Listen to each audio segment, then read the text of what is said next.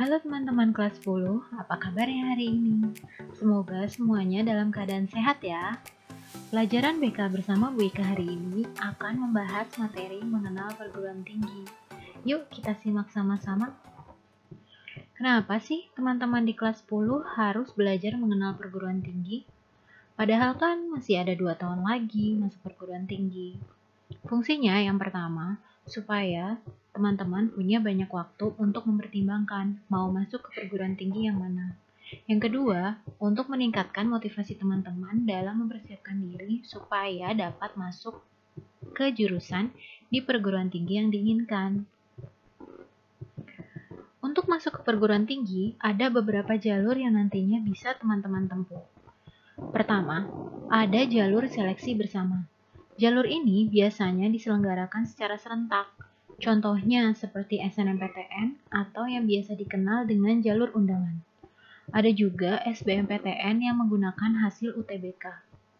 Ada SNMPTN yang merupakan jalur undangan untuk masuk ke Politeknik Negeri. Lalu ada SPMB dan UMB-PTS untuk masuk ke perguruan tinggi swasta. Jalur yang kedua adalah jalur khusus. Jalur ini menggunakan nilai rapot atau prestasi-prestasi lain non-akademik. Namun, jalur khusus ini tidak dimiliki semua perguruan tinggi. Contohnya, seperti UI yang memiliki jalur khusus bernama PPKB dan Talent Scouting. Undip memiliki jalur khusus bernama SBUB yang merupakan singkatan dari Seleksi Bibit Unggul Berprestasi. Juga UGM yang memiliki jalur khusus bernama PBUB yang merupakan singkatan dari Penelusuran Bibit Unggul Berprestasi. Sedangkan untuk jalur khusus perguruan tinggi swasta biasanya diberi nama JAPRES, jalur prestasi, atau JBT, jalur bebas tes. Yang ketiga adalah jalur mandiri. Jalur ini biasanya dimulai setelah jalur seleksi bersama dan jalur khusus selesai dilaksanakan.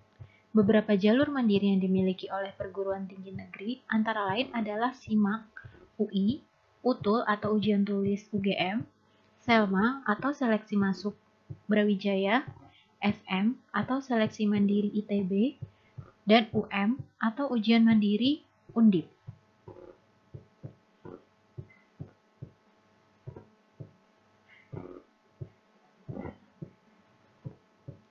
Sesuai dengan Undang-Undang Nomor 20 Tahun 2003 tentang Sistem Pendidikan Nasional, bentuk perguruan tinggi di Indonesia terdiri dari akademi, politeknik, sekolah tinggi, institut, dan universitas. Yuk kita bahas masing-masing bentuk perguruan tinggi tersebut.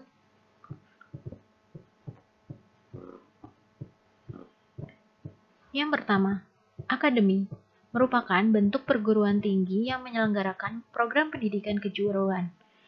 Biasa dikatakan bahwa akademi merupakan perguruan tinggi yang paling sempit wilayah bidang ilmunya. Jenjang pendidikannya setara diploma, ada D1 sampai dengan D3. Ciri khas dari akademi adalah mencetak lulusan yang mempunyai keahlian profesional, karena proses pendidikannya lebih kepada praktik sehingga memperoleh pengalaman, keterampilan, dan pengetahuan praktis sesuai dengan kebutuhan dunia kerja. Beberapa contoh dari akademi antara lain ada akademi militer, keperawatan, kebidanan, farmasi, pariwisata, dan masih banyak lagi. Kedua, politeknik. Bentuk perguruan tinggi yang menyelenggarakan pendidikan terapan dalam sejumlah bidang pengetahuan khusus.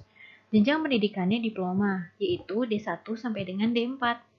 Ciri khas dari politeknik adalah mencetak lulusan yang memiliki pengetahuan khusus profesional karena proses perkuliahannya lebih banyak diberikan dalam bentuk praktik daripada dalam kelas. Sama seperti akademi, keterampilan dan pengetahuan yang diperoleh sangat berpengaruh pada dunia kerja yang akan digeluti. Contoh dari politeknik antara lain ada Politeknik Negeri Jakarta, Politeknik Keuangan Negara, Politeknik Kesehatan, Politeknik Statistika, dan masih banyak lagi. Sekolah tinggi merupakan bentuk perguruan tinggi yang mengajarkan satu bidang pendidikan kejuruan, namun bidang pendidikan tersebut bisa terdiri dari beberapa jurusan atau program studi. Jenjang pendidikan sekolah tinggi cukup luas, yaitu dari diploma 3 hingga sarjana S1. Ciri khas sekolah tinggi serupa dengan akademi dan politeknik. karena sama-sama mencetak lulusan yang memiliki keahlian profesional pada bidang keilmuan tertentu. Contoh dari sekolah tinggi antara lain ada Sekolah Tinggi Ilmu Ekonomi, Sekolah Tinggi Ilmu Kesekretarisan, Sekolah Tinggi Intelijen Negara, Sekolah Tinggi Ilmu Pelayaran, dan masih banyak lagi jenis sekolah tinggi yang lainnya. Institut. Bentuk perguruan tinggi ini melaksanakan program pendidikan keilmuan dan kejuruan dalam satu bidang ilmu pengetahuan. Bisa dalam bidang pendidikan, pertanian, seni, atau teknologi. Jenjang pendidikan yang dimiliki institut adalah diploma D3 sampai dengan doktoral S3. Kekhasan dari institut antara lain, penyelenggaraan pendidikannya lebih luas jika dibandingkan dengan sekolah tinggi. Selain itu, proses pendidikannya lebih kepada penguasaan teori daripada praktik di lapangan.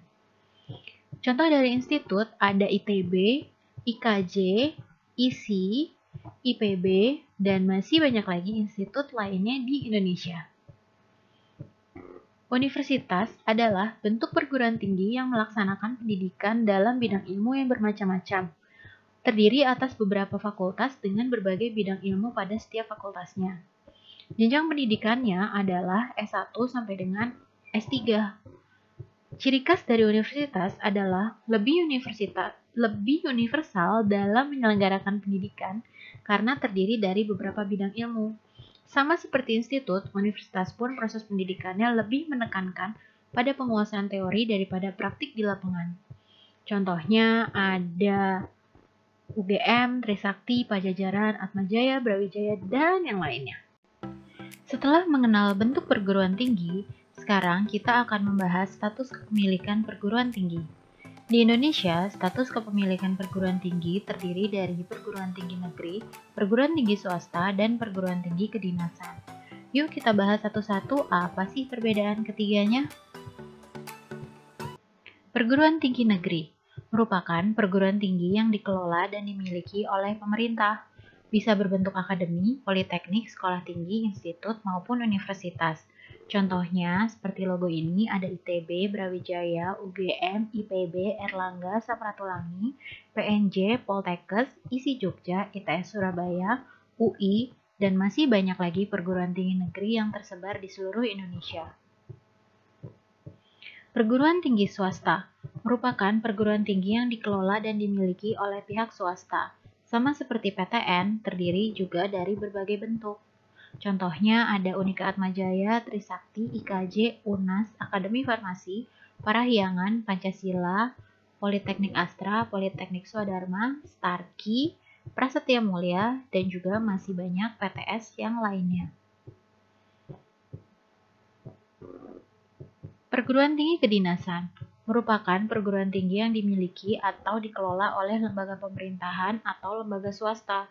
Biasanya, setelah lulus dari perguruan tinggi kedinasan ini, teman-teman akan ditempatkan bekerja pada lembaga pemerintahan sesuai dengan perguruan tingginya. Sebagai contoh, kalau teman-teman kuliah di Politeknik Keuangan Negara STAN, maka setelah lulus, teman-teman akan bekerja di Departemen Keuangan atau Perpajakan atau Bea Cukai sesuai dengan program studi yang teman-teman tekuni. Adapun contoh dari perguruan tinggi kedinasan antara lain ada STIN, IPDN, STPI, PKN STAN, Politeknik Statistika STIS, dan sebagainya. Sekarang kita akan membahas jenis program pendidikan yang ada di perguruan tinggi, antara lain program vokasi, program akademi, dan program profesi.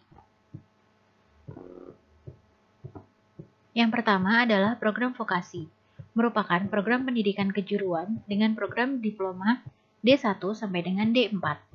Masing-masing angka di belakang huruf D menandakan lamanya pendidikan yang akan ditempuh.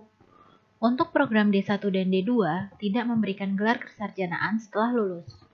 Sedangkan program D3 dan D4 memberikan gelar AMD atau Ahli Madya setelah lulus.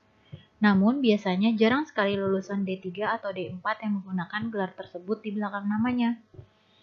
Beban studi yang harus ditempuh sejumlah 110 sampai dengan 120 SKS. SKS merupakan sistem kredit semester yang artinya satuan beban studi mata kuliah yang diambil. 1 SKS setara dengan 50 menit pelajaran tatap muka. Kedua adalah program akademik, Terdiri dari program S1 yang umumnya memiliki lama pendidikan 4 tahun dengan beban studi yang harus ditempuh sebanyak 144 SKS. Setelah lulus dari program S1 akan diberikan gelar sarjana. Ada program S2 yang pada umumnya ditempuh dalam kurun waktu 2 tahun dengan beban studi 50 SKS, dan gelar yang diberikan setelah lulus adalah master. Terakhir adalah program S3 dengan lama pendidikan berkisar antara 1 sampai 2 tahun, dengan menempuh beban studi sebanyak 40 SKS. Setelah lulus program S3 akan menyandang gelar doktor. Jika ingin menjadi profesor, harus menyelesaikan studi sampai dengan S3, lalu membuat beberapa penelitian yang akan diujikan oleh beberapa guru besar. Yang ketiga adalah program profesi. Kalau program profesi ini baru bisa ditempuh setelah menyelesaikan program pendidikan sarjana. Fungsinya adalah untuk mendapatkan pekerjaan yang memiliki persyaratan keahlian khusus seperti akuntan, apoteker, dan sebagainya. Biasanya program profesi ditempuh dalam kisaran bulan, seperti akuntan, advokat, apoteker, keperawatan. Sedangkan program profesi lainnya harus ditempuh melalui perkuliahan yang setara dengan S2, yaitu untuk profesi dokter dan psikolog. Demikianlah materi mengenal perguruan tinggi yang telah kita bahas bersama. Semua materi ini diambil dari buku paket BK terbitan ESIS. Semoga bermanfaat ya teman-teman.